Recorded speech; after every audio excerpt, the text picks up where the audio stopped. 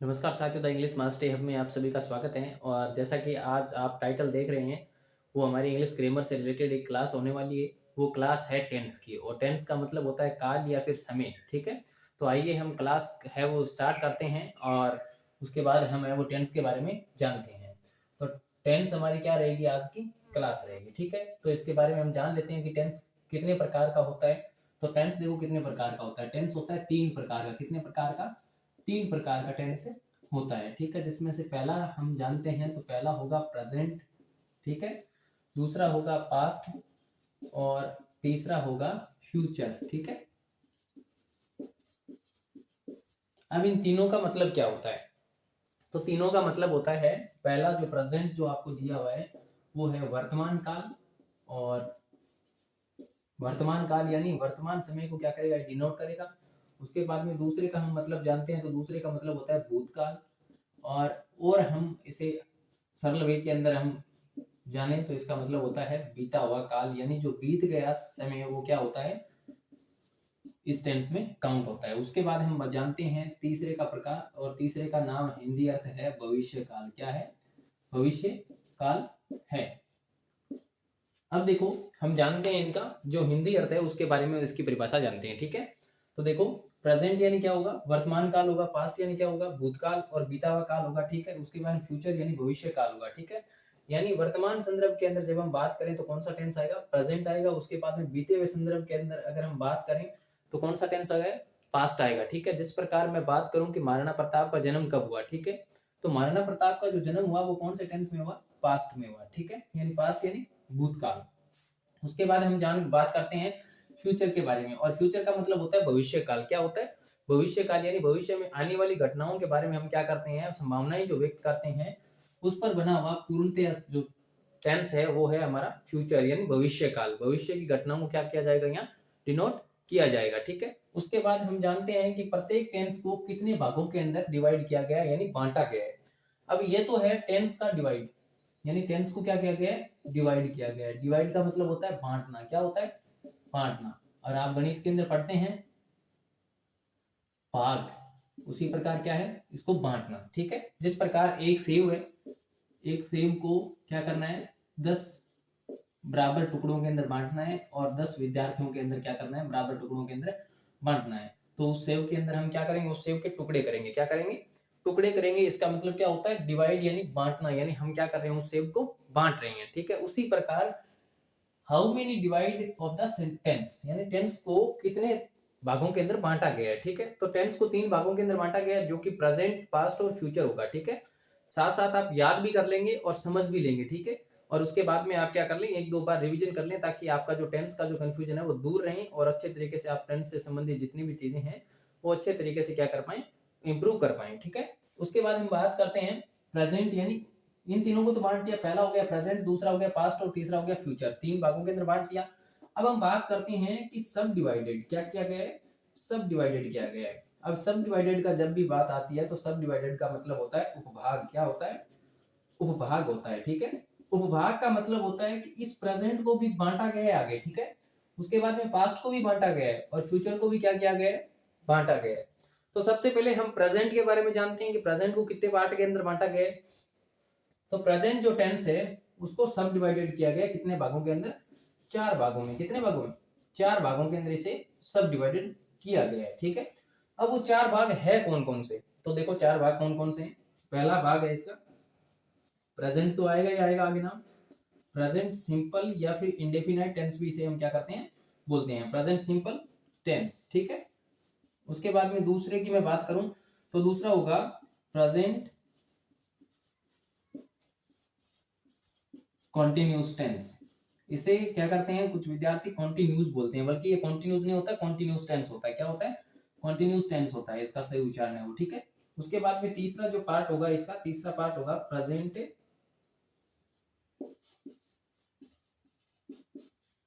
Perfect. क्या होगा, present perfect होगा। ठीक है, प्रेजेंट परफेक्ट टेंस।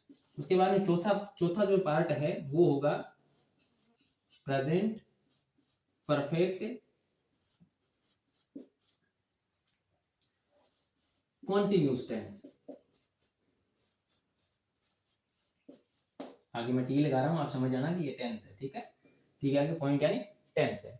तो देखो प्रत्येक टेंस को सब डिवाइडेड किया गया है, इन उपभागों के अंदर बांटा गया है, ठीक है। पहले टेंस थे 3 प्रकार के, जिसमें प्रेजेंट हो गया, पास्ट हो गया, फ्यूचर हो गया, जिसका पहले का अर्थ वर्तमान काल, दूसरे का अर्थ बीता हुआ काल या भूतकाल, और तीसरे का अर्थ भविष्य काल, ठीक है। उसके बाद हम बात करते हैं सब डिवाइडेड किया गया यानी उपभागों के अंदर बांटा गया।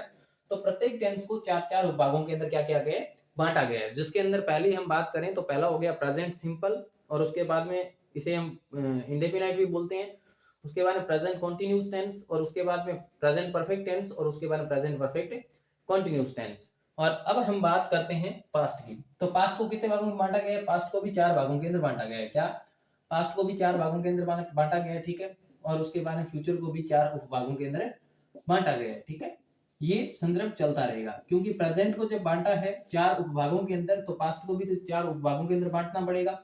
उसके बाद में फ्यूचर को भी क्या करना पड़ेगा, 4 उपभागों के अंदर बांटना पड़ेगा, ठीक है। तो ये तो हुई डिवाइडेड और सब डिवाइडेड टेंस का, ठीक है, कि टेंस को डिवाइडेड कैसे किया गया, डिवाइड कैसे किया, और सब डिवाइडेड कितने प्रकार के अंदर किया गया। ये तो थी टेंस का डिवाइडेशन से संबंधित बात है। उसके बाद हम बात करते हैं तो प्रेजेंट टेंस के 4 भाग हैं, ठीक है, जिसमें प्रेजेंट सिंपल इंडेफिनिट हो गया, प्रेजेंट कॉन्टिन्यूस हो गया, और प्रेजेंट परफेक्ट टेंस और प्रेजेंट परफेक्ट कॉन्टिन्यूस टेंस हो गया, ठीक है।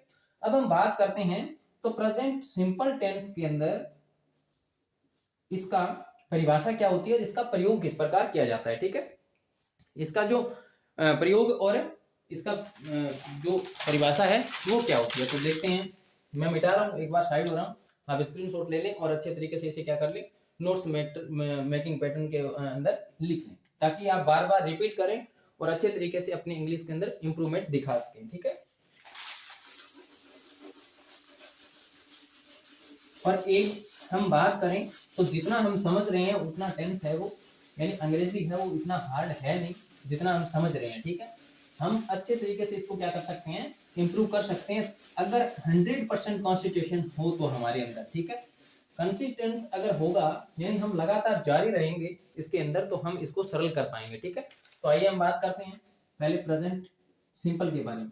प्रेजेंट सिंपल टेंस है, प्रेजेंट सिंपल टेंस का हम आज क्या करते हैं, शुरू करते हैं। प्रेजेंट सिंपल टेंस, ठीक है, ये सामान्य संदर्भ के अंदर वर्तमान काल होगा, ठीक है। तो इसका अब हम बात करते हैं अफर्मेटिव फॉर्मूले के बारे में। क्या होगा अफर्मेटिव, इससे पहले मैं आपको हिंदी पहचान लिखा देता हूँ इसकी। तो हिंदी पहचान होगी इस टेंस की, जब भी आपके पास हिंदी वाक्य आए तो हिंदी पहचान होगी, अगर हिंदी वाक्य के अंत में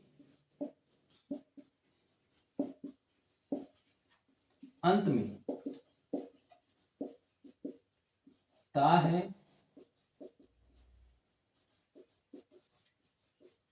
ती है या ते हैं आए,